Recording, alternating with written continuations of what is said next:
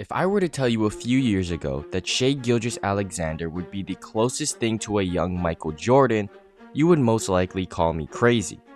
But thanks to the Crafted NBA website, I was able to discover that SGA truly is the most similar modern era player to the 1988 version of Michael Jordan, with a similarity score of 89%.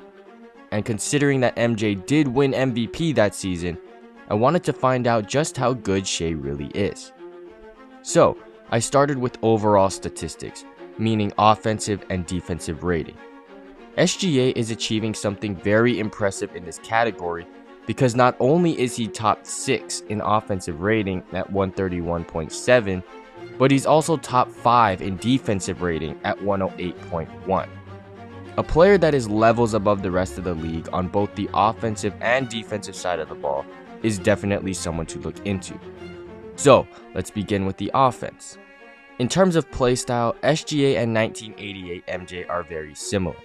Two players that operate in the mid-range area, and threes are not a main priority. However, this lack of three-point shooting does not take away from pure scoring ability, because both of these guys average over 30. The only difference is, MJ sits at 35 a game on 53.5% from the field, and Shai sits at 31 a game on 54.6% from the field. But in terms of team play, the creation metric gives SGA a significant edge. Creation is a metric that determines the number of open shots created for teammates per 100 possessions. MJ sits at 5.7, putting him in the 77th percentile, meaning only 23% of players scored better in this category.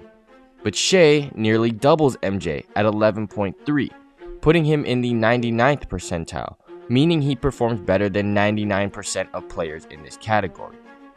Because of Shai's dominant scoring ability plus his ability to involve his teammates, I would say Shai is the better overall offensive player. But as we all know, offense isn't everything in basketball, so let's dive deeper into the defensive side of the ball. After watching a good amount of Shai's defensive highlights, I've noticed something interesting about how he gets his hands on the ball so often. Let me show you. Here's Shai behind on his rotation. Instead of trying to get to his cover immediately, he waits for Ant to get trapped and desperate to pass to the only person open, which is Shai's cover. And that's when he reaches in for the steal. Here it is again. Shai is beat here, but instead of trying to recover, he simply tracks the ball from behind and gets the block. And here's one more example. Shai is once again behind the play here. Instead of trying to cut off the passing lane early, he leaves it open until the pass is thrown and gets the steal.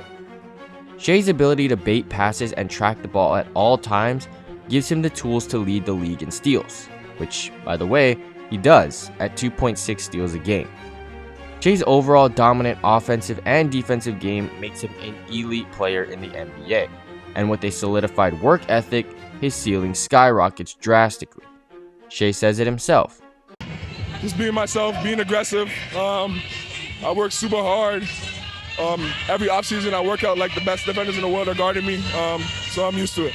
I work out like the best defenders in the world are guarding me, so I'm used to it. If that doesn't scream work ethic, I don't know what does. But what do you guys think? Does Shai have the potential to be a Michael Jordan level player in the future, or is that comparison too far-fetched?